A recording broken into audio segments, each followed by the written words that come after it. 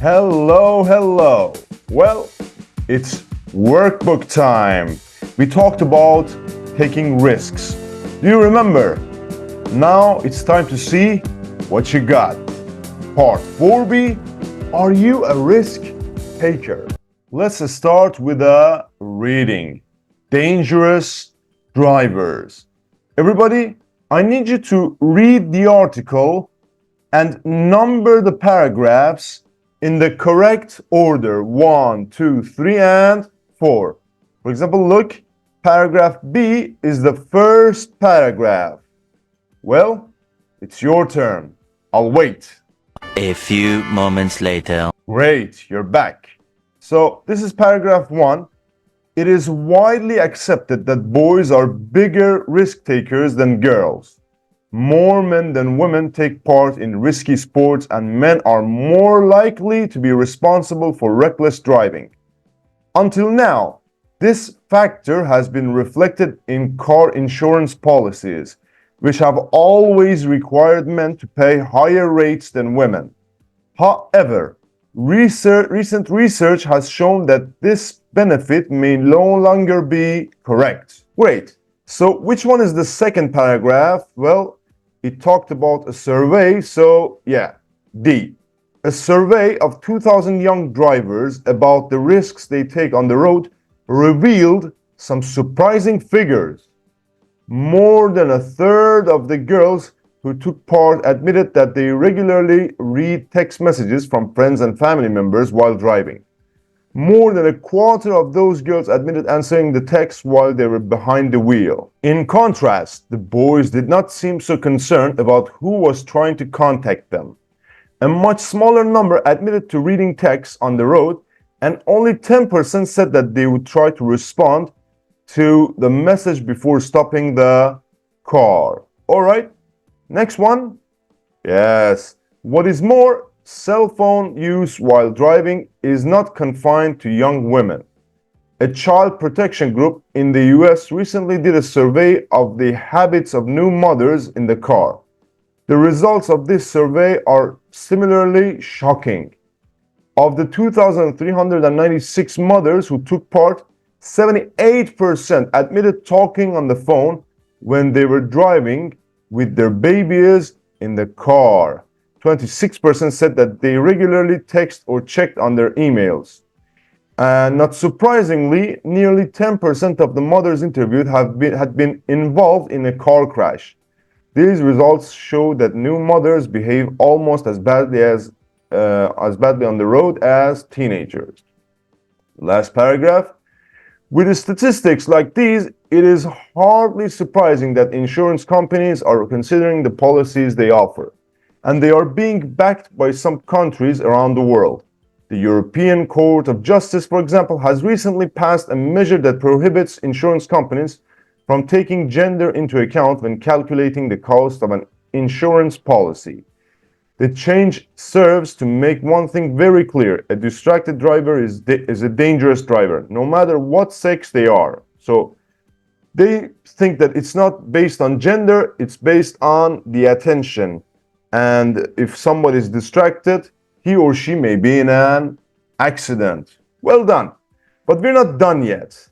I need you to read the article again and mark the sentences true or false. Again, it's your turn. A few minutes later. Back to the game. Well, check your answers with your friends. Most people think that boys make more risks than girls. True. In the past, men had to pay more than women to insure their cars. That is true. A third of the girls in the survey said that they replied to text messages while driving. False. In general, girls use cell phones when they are driving more than boys. That is true. The second survey involved both men and women. That is false. New mothers are the safest drivers of all. That is false. And women now have to pay higher insurance rates than men in some countries. That is false. Both of them have to pay the same price. Well done. I have another thing for you. The last exercise of this reading. I just need you to look at the highlighted words. What do they mean? You can check your dictionary, you can use Google Translate. All right? Put them in the right place. It's your turn. 12 seconds later. All right, let's get this over with. Some people have different personalities when they are behind the wheel of a car. Number 2, I didn't respond to your text message because my phone battery died. Number 3, the police arrested everyone who had been involved in the fight. Number 4, the banks are raising interest rates from 1.5% to 2%. Number 5, the cuts are not confined to education. There will be also less money for healthcare. Number 6, an example of his reckless driving is when he drove on the freeway doing 110 miles per hour. Number 7, my parents backed me in my choice of career. Number 8, Zayn wears shorts all the time, no matter how bad the weather is. And that's it for the reading part. You did great. All the way to part 2. Vocabulary. Expressions. Everybody, I need you to take your time. You can also stop the video and complete the sentences with the right words, with the suitable word. All right, take your time. There is no rush. Okay, this is not a race. It's a marathon. All right. So, number 1, my mother takes good care of herself and still looks great for her age. Number 2, Katie believes in women's rights. She takes gender equality very seriously. My son loves drama, so he always takes part in school play. Number 4, my husband takes after his father. He looks after the father, by appearance, by physicality. They're both passionate about basketball. Number 5, my girlfriend is very sensible. She doesn't like taking risks. Number 6, you don't have to finish this today. There's no hurry. You can take your time. Take your time. Number 7, I'm taking up yoga because I need to learn to relax. Number 8, let's take advantage of the nice weather and have a barbecue. Number 9, we didn't take the rush hour traffic into account and we almost missed our flight. Number 10, the Coachella Valley Music and Arts Festival usually takes place over 2 weekends in the middle of April. Well, that was easy. Now let's test your grammar. Grammar, zero and first conditionals, and future time clauses. I have 2 exercises for you. For the first one, complete the sentences with the present or the future will want form of the verbs in the box. For example, look, number 1, if you eat too many calories, you gain weight. All right? Now, in part B, complete the sentences with the correct form of the verbs. Okay? The verbs are here in the parentheses. For example, bring your swimsuit if you want to use the pool. All right, you know the drill. You can stop the video, take your time, and do it yourself. And if you have done it, check your answers with your friends. All right? Now, let me help you. Number 2, plants die if they don't get enough water. Number 3, I'll go and see the doctor if I don't feel better tomorrow. Conditionals, yeah? If it doesn't rain soon, there will be a drought. All right? So, simple present and future here, yeah? There will be. Number 5, some dogs bite if they are scared. Number 6, if we don't sell our house, we won't move. Number 7, if Justin cooks tonight, Karen will be very happy. Number 8, my sister doesn't answer the phone if she's watching a movie on TV. All right, very good. Now, for the next one, don't call them now. They are having lunch or they'll be having lunch. As I told you, the first clause is present, the second clause, future, yeah? Number 3, I will complain if those people don't stop talking. Number 4, if you tell me what's wrong, I won't say anything. Number 5, if everything goes according to plan, we will finish work early. Number 6, I won't be able to talk to you if I'm driving when you call. Number 7, if you haven't read Dan Brown's new book yet, I'll buy you a copy for your birthday. Number 8, you'll get wet if you don't take an umbrella with you. And that's it for the grammar exercise. You'd never cease to amaze me. You're smart. You just have to believe in yourself. This part is on me. Let's do it together. You need to use these words and fill in the blanks. Okay? So, I'll go to New York and I'll stay with some friends. I'll stay with some friends when I go to New York. Alright? So, my boyfriend will arrive at this hotel. He'll call me immediately. My boyfriend will call me as soon as he arrives at this hotel. Number 3, will arrive in time for lunch if the traffic isn't bad. Will arrive in time for lunch unless the traffic is bad. Number 4, I'm going to call my husband. He might forget his doctor's appointments. I'm going to call my husband in case he forgets his doctor's appointments. Number 5, she's going to pack her suitcase, then she'll go to bed. She's going to pack her suitcase before she goes to bed. Number 6, they'll get married and then they'll live together. They won't live together until they get married. And number 7, I'll do my Pilates and then take a shower. Or you can say, I'll take a shower after I do my Pilates. Or I've done my Pilates. Alright? Very good. That was very easy. I just wanted to show you how you can connect the two sentences. Everyone, I need you to listen and pay attention to the stress. You can also repeat. Listen and repeat. Let's do it.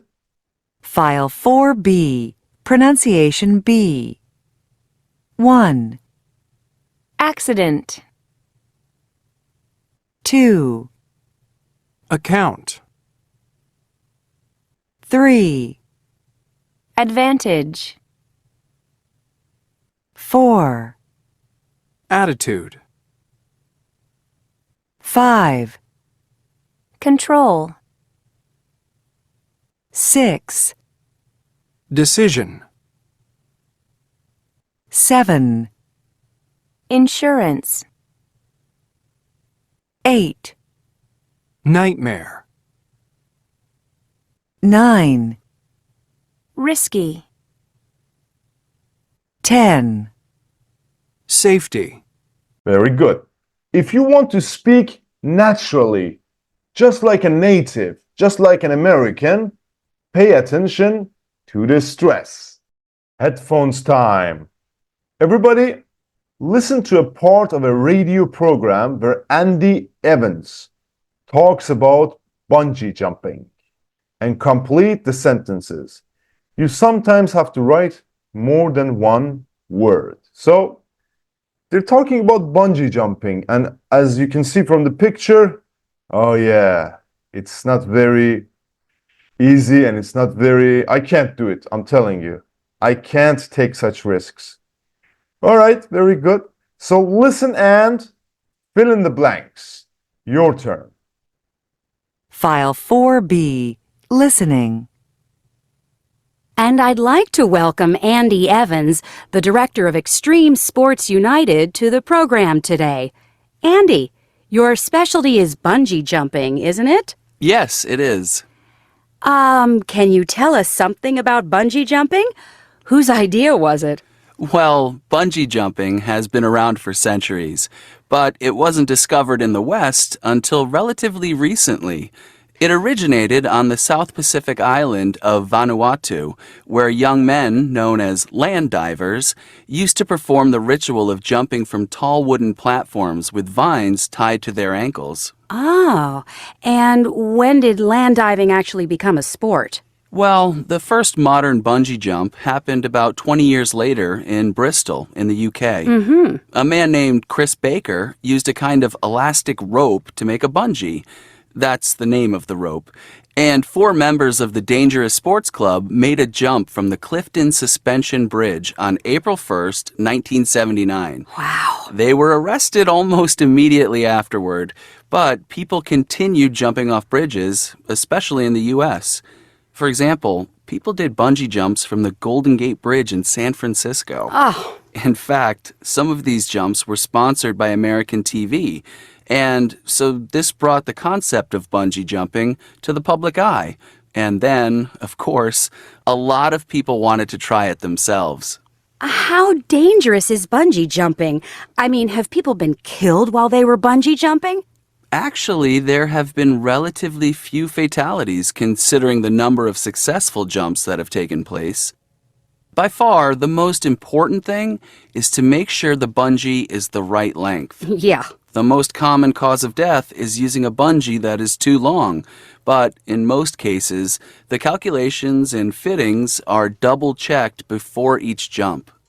How does it actually feel doing a bungee jump? Well, many people say they love the feeling of falling so fast, but personally, the part I really like best is when the bungee reaches its full extent and then you fly upward again. Oh. You just can't beat the feeling of flying back up after you've almost hit the ground. Okay, now check your answers with your friends. The first bungee jumps originated on the island of Vanuatu, which is in the South Pacific. Number 2, young men called land divers used to jump off the platforms with vines tied to their ankles. In 1979, Chris Baker and 3 friends jumped off the Clifton Suspension Bridge in the city of Bristol using a rope called bungee. Number 4, immediately after the team had jumped, they were arrested by police.